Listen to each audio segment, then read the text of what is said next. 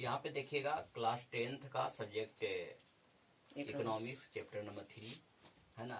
और प्लास्टिक मुद्रा के बारे में जानना चाहते हैं आप लोग। प्लास्टिक मुद्रा के बारे में जानिए। प्लास्टिक कार्ड क्या है? प्लास्टिक मुद्रा एक प्लास्टिक का टुकड़ा होता है और उस टुकड़ा से हम उसको एक स्थान से दूसरे स्थान पर जाकर करके एटीएम के माध्यम से पैसा को निकालते हैं और किसी भी वस्तु को सामान को लेन देन करने का काम करते हैं, मतलब वस्तु को खरीदने का काम करते हैं, है ना। यह एक प्लास्टिक का कार्ड होता है ना। प्लास्टिक मुद्रा दो प्रकार का होता है। एक होता है डेबिट कार्ड और दूसरा होता है क्रेडिट कार्ड। दूसरा क्या होता है? क्रेडिट कार्ड होता है।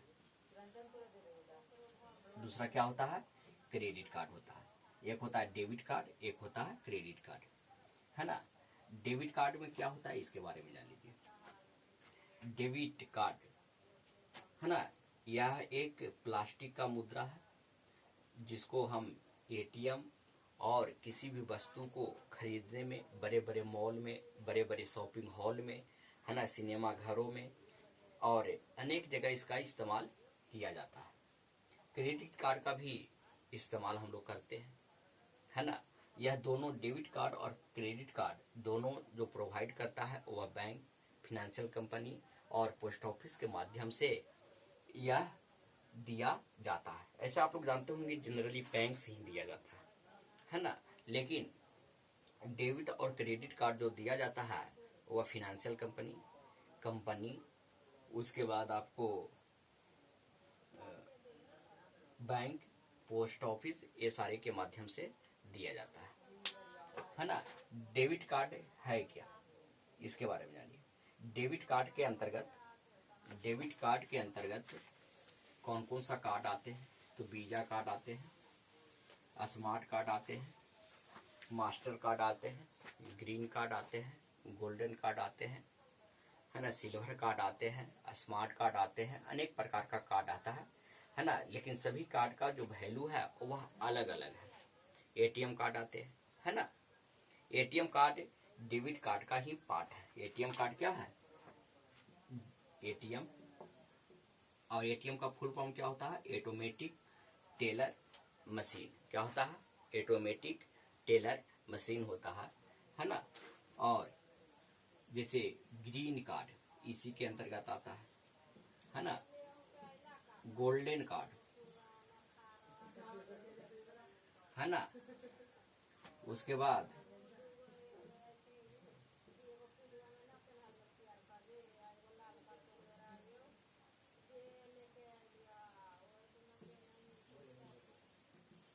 सिल्वर कार्ड, है ना। बहुत सारे जो कार्ड आते हैं जो इसी के अंतर्गत आते हैं। स्मार्ट कार्ड,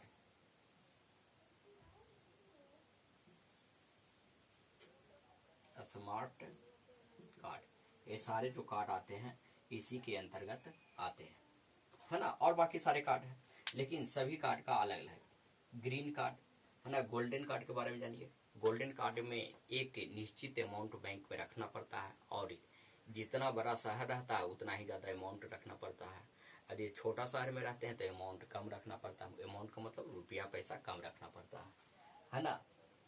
बड़े शहर में ज़्यादा रखना है। लेकिन सबसे पहला प्राथमिकता, यदि सभी लोग लाइन में लगे हुए रहते हैं और गोल्डन कार्ड वाला कोई पहुंच जाता है तो वह लाइन में नहीं लगेंगे, बल्कि डायरेक्ट वह वहाँ पे जाएंगे और सबसे पहले पैसा जमा करेंगे, है ना। बाकी लाइन वाला को स्थगित कर देगा। गोल्डन कार्ड का या सिल्वर कार्ड का रहेगा। यदि गोल्डन कार्ड वाला कोई नहीं है ना, तो सिल्वर कार्ड वाला सबसे पहले चले जाएंगे। यदि वहाँ पे गोल्डन कार्ड वाला है तो गोल्डन कार्ड के पीछे हुआ सिल्वर कार्ड वाला रहेंगे, है ना। तब उनको पैसा मिलेगा, है ना। स्मार्ट कार्ड का एक नया चीज है। उसमें जो मिनी स्टेटमेंट आप लोग 10 बार निकालते हैं उसमें 1000 बार निकालिएगा।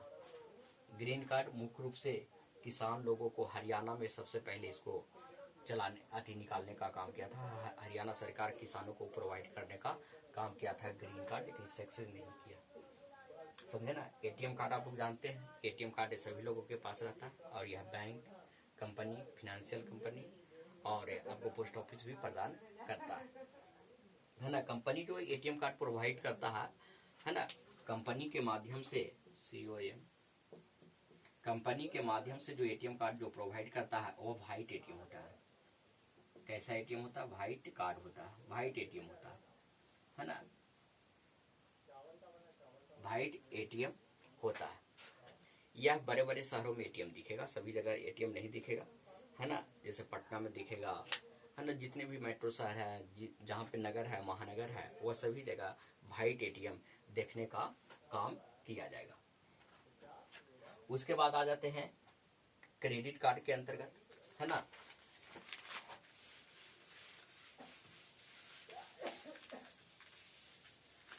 यहाँ पे आ जाइए, दूसरा में आ जाइएगा क्रेडिट कार्ड। क्रेडिट कार्ड में आइएगा, है ना। तो क्रेडिट कार्ड में क्या होता है कि पहले पैसा हम लोग खर्च करते हैं और खर्च करने के बाद उस पैसा को क्या करने का काम करते हैं? डालने का काम करते हैं। अच्छा सॉरी, पहले पैसा खर्च करते हैं और उसके बाद एक निश्चित समय पर क्या होता है? एक निश्चित समय पर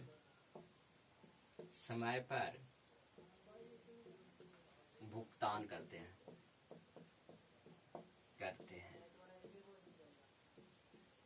है ना। एक निश्चित समय पे क्या करते हैं? भुगतान करते हैं, मतलब उसमें जमा करने का काम। पहले मन से पैसा खर्च कर लेते हैं, उसके बाद मन से उसमें पैसा जमा करना पड़ता है ना। किसी भी क्रेडिट कार्ड में जो रहता है वह 55 दिन पे, है ना, 30 डेज। उसका सभी बैंक का अलग अलग टाइम अवधि रहता है, उस शहर पे भी डिपेंड करता है और आपके ऊपर क्रेडिट वर्दीनेस पे भी निर्भर करता है ना।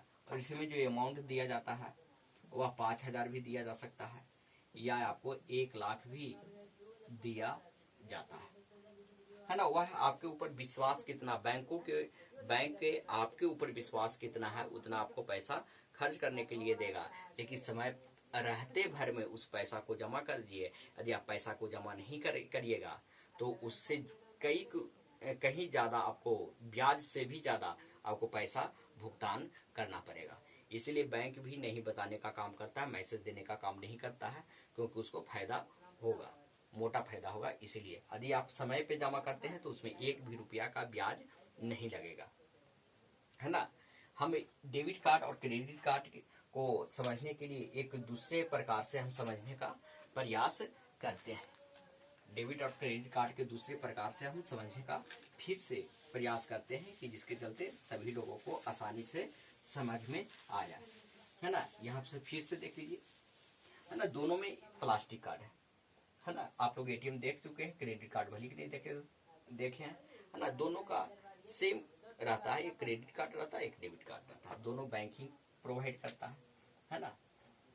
यहाँ पे आ जाइए, है ना, प्रीपेड। आप लोग सिम देखे होंगे, प्रीपेड और एक क्या होता है? पोस्ट पेड होता है ना। 2 प्रकार का होता है। पोस्ट पेड में पहले पैसा खर्च कर देते हैं तब पेड करते हैं, प्रीपेड में पहले पैसा जमा करते हैं तब पैसा को खर्च करते हैं। जैसे डेबिट कार्ड, है ना, और पोस्ट पेड में क्रेडिट कार्ड, है ना। पहले इसमें क्या करते हैं, पहले इसको समझ लेते हैं डेबिट कार्ड का। डेबिट कार्ड में एज एटीएम लिख देंगे, आप लोग को ज्यादा समझ में आएगा। एटीएम, है ना, एटीएम इसी का पार्ट है, डेबिट कार्ड का ही पार्ट है ना। तो डेबिट कार्ड जो होता है वह एक प्लास्टिक मनी होता है ना। वह ATM, smart card, golden card, silver card, green card, है ना, और बहुत प्रकार के कार्ड में कन्वर्ट रहते हैं। बहुत प्रकार के कार्ड में, वीजा कार्ड, मास्टर कार्ड, है ना, अमेरिकन एक्सप्रेस कार्ड, है ना, ये सब पॉपुलर नाम है ना।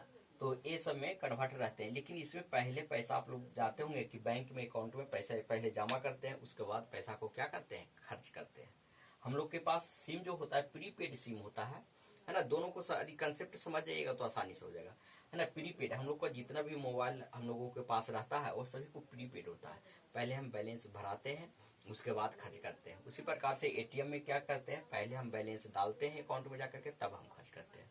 यहाँ पे सीधे उल्टा कर दीजिए, है ना। पोस्ट पेड में और क्रेडिट कार्ड में, क्रेडिट कार्ड में क्या होता है कि पहले पैसा हम खर्च करते हैं, पहले पैसा, है ना, पहले पैसा खर्च करते हैं। क्या करते हैं, पहले पैसा खर्च करते हैं, है ना, उसके बाद डालते हैं, है ना। लेकिन उसका ड्यूरेशन होता है, कहीं पे 55 दिन का रहेगा, कहीं पे 30 दिन का रहेगा, है ना। उसके अवधि से पहले पैसा जमा कर दीजिए, या उतना ही टाइम पे यदि पैसा जमा कीजिएगा, है ना, तो आपको किसी भी प्रकार का ब्याज नहीं लगेगा। यदि लेट करते हैं, एक दिन भी लेट करते हैं, तो आपको पैसा क्या लगेगा, अधिक लगेगा।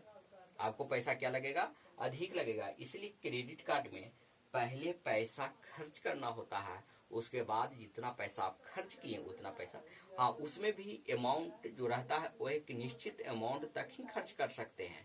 और यह निश्चित अमाउंट आपका 5,000 का भी रह सकता है ना, 5,000 का रह सकता है, 1,00,000 का भी रह सकता है ना, 1,00,000 का भी रह सकता है ना, 5,00,000 का भी रह सकता है, कुछ भी रह सकता है ना, 5,00,000 का भी रह सकता है। यह अमाउंट जो है वह कितना का भी रह सकता है। यह अमाउंट कौन निर्धारित करता है, तो बैंक निर्धारित करता है। यह अमाउंट कौन निर्धारित करता है, तो बैंक निर्धारित करता है कि आपको इतना अवधि में इतना पैसा आपको खर्च करना है, और जितना पैसा आप खर्च कीजिएगा उतना ही पैसा आपको क्या रहता है, डालना रहता है। यदि आप लोग को पास 5,00,000 है, 5,00,000 आप 55 दिनों में नहीं खर्च कर पाए, है ना, तो आप 3,00,000 ही खर्च कर पाए, तो 3,00,000 आप उसको दे दीजिए, और उसके बाद 2,00,000 आपका क्रेडिट पहले से था तो बना हुआ रह जाएगा। यदि यही पैसा आप नहीं जमा करते हैं तो कहीं और कई, है ना, ब्याज से कहीं गुना अधिक आपको पैसा लग जाएगा। इसीलिए क्रेडिट कार्ड वाले धारक को बैंक कभी भी इन्फॉर्म नहीं करती है, वह चाहती है कि लेट होने के कारण क्या होता है, बैंक को फायदा ही होगा। लेकिन क्रेडिट कार्ड वाला को क्या होना चाहिए कि वह पैसा, या क्रेडिट कार्ड का उपयोग कब करते हैं, तो किसी भी वस्तु को खरीदने के लिए, बड़े बड़े मॉल में, है ना, सुपर मार्केट में, सिनेमा घरों में, थिएटर में, इस सारी चीज़ों में हम अपना कार्ड को, क्रेडिट कार्ड को स्वैप करवा सकते हैं, है ना, और उसी से पैसा जमा, किसी भी मतलब सामान को खरीदना है तो उसको स्वैप करवा करके हम सब वस्तुओं को खरीद सकते हैं। वह क्रेडिट कार्ड में भी ऑप्शन है और डेबिट कार्ड में ऑप्शन है, दोनों में ऑप्शन है ना। सिर्फ अंतर इतना ही है कि एक पोस्ट पेड होता है, मतलब पहले खर्च कर लेते हैं उसके बाद पेड करते हैं। पोस्ट का मतलब क्या होता है, बाद में लिख देते हैं, यहाँ पे पोस्ट का मतलब होता है बाद में, है ना, बाद में पेड करना है। और इसमें क्या होता है, पीडी का मतलब क्या होता है, पहले, क्या होता है, पहले, है ना, इसको पहले करना है और इसके बाद में करना है ना। इसको क्रेडिट कार्ड कहते हैं, इसको क्या कहते हैं, डेबिट कार्ड कहते हैं। इसमें पहले पैसा जमा करना पड़ता है, इसमें पहले पैसा जमा नहीं करना पड़ता है, पहले इसमें खर्च करना पड़ता है ना।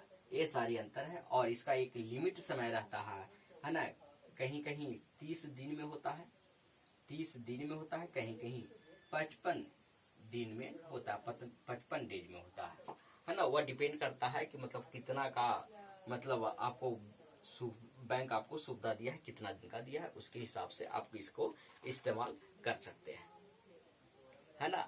तो यह आपको हो गया कौन सा, क्रेडिट कार्ड, डेबिट कार्ड हो गया। अब है अगला जो टॉपिक है, मुद्रा का आर्थिक महत्व।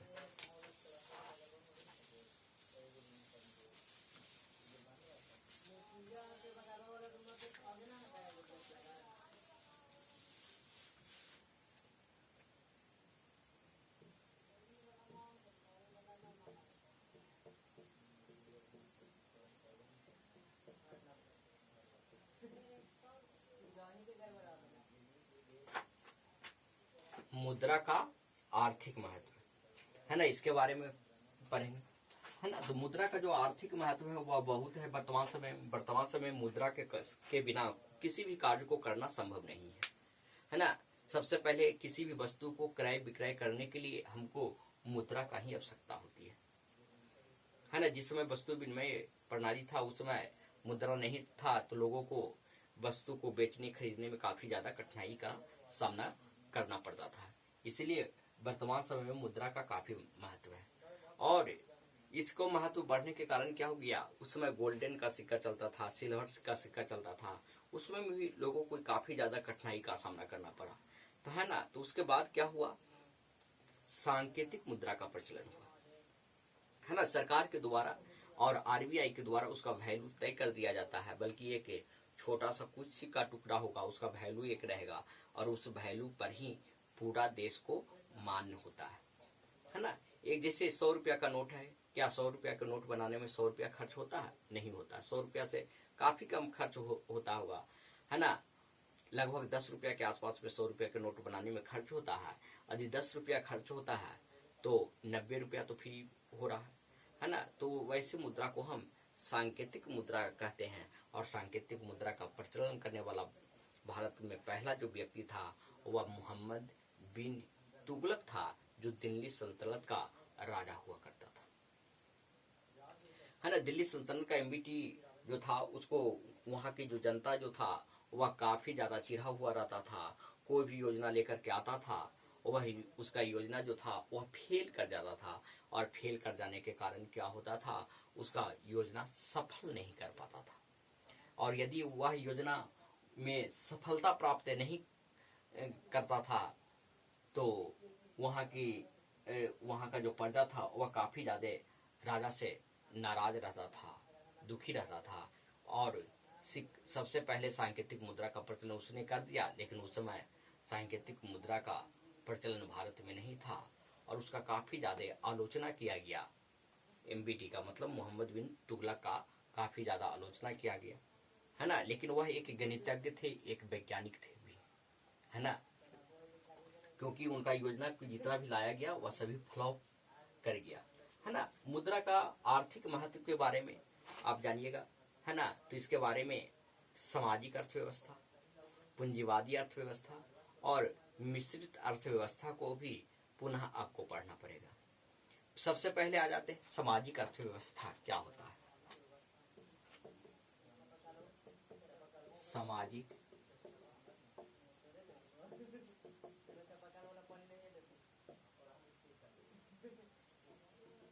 सामाजिक अर्थव्यवस्था, है ना। दूसरा होगा पूंजीवादी अर्थव्यवस्था। तीसरा जो हो गया वह मिश्रित अर्थव्यवस्था, है ना। फिर से देख लीजिए, सामाजिक अर्थव्यवस्था कहते हैं किसको, है ना, जिसमें पूंजी का स्वामित्व सरकार के पास होती है। जिसमें पूंजी का स्वामित्व, पूंजी नहीं कह लीजिए, संपत्ति का लीजिएगा तो ज्यादा बेहतर रहेगा। संपत्ति का जो मालिक होता है, स्वामित्व का मतलब यहाँ पे मालिक, है ना। जो मालिक जो होता है वह सरकार होती है ना। जिस देश में जो सरकार हो, जैसे भारत में जो भी सरकार होगा सेंट्रल गवर्नमेंट का, उसी का स्वामित्व भारत को दिया जाएगा, है ना। यदि सामाजिक रहता, यहाँ पे जितने भी कंपनियां रहती, जितने भी सर्विस करने वाले रहते, वहाँ पे सभी लोग क्या होते हैं, सरकारी रहते हैं। उसके बाद पूंजीवादी अर्थव्यवस्था। पूंजीवादी अर्थव्यवस्था में सरकारी नहीं रहता, इसका संपत्ति का जो स्वामित्व होता है वह निजी हाथों में होता है। इसका संपत्ति का जो स्वामित्व होता है वह क्या होता है, निजी हाथों में होता है ना। उसके बाद मिश्रित अर्थव्यवस्था। और मिश्रित अर्थव्यवस्था जो होता है वह सामाजिक अर्थव्यवस्था और पूंजीवादी अर्थव्यवस्था का दोनों का मिश्रण होता है। उसी को हम क्या कहते हैं, मिश्रित अर्थव्यवस्था कहते हैं, है ना। तो भारत का जो अर्थव्यवस्था है वह मिश्रित अर्थव्यवस्था है ना। शुरुआती दौर में हम लोग सामाजिक अर्थव्यवस्था का समर्थन करते थे, लेकिन 1991 के बाद, है ना, हम पूंजीवादी अर्थव्यवस्था का समर्थन करने लगे। इसका मुख्य कारण क्या था, वैश्वीकरण को आना। वैश्वीकरण का मतलब क्या होता है, वैश्वीकरण भारत में लाने का जो काम किए थे वह कौन किए थे, है ना। तो उस समय का भारत का जो प्रधानमंत्री था वह पीवी नरसिम्हा राव थे। कौन थे, पीवी नरसिम्हा राव थे, जिन्होंने वैश्वीकरण की नीति को लाने का काम किया था, अवलंबन करने का काम किया था। लेकिन इस नीति को बनाने का काम किसने किया था, तो इस नीति को बनाने का जो काम किए थे वह मनमोहन सिंह ने किए थे, है ना। वह पहले आरबीआई का गवर्नर भी रह चुके थे, दिल्ली विश्वविद्यालय में वह पढ़ा भी चुके थे, है ना। और उनको इकोनॉमिक्स के क्षेत्र में काफी ज्यादा वह प्रचंड विद्वान भी थे, है ना। पूरे 1991 में देश को बचाने का जो काम किया था वह मनमोहन सिंह ने किया था, और पीवी नरसिम्हा राव ने इसको सख्ती से इसको लागू करवाने का काम किया था।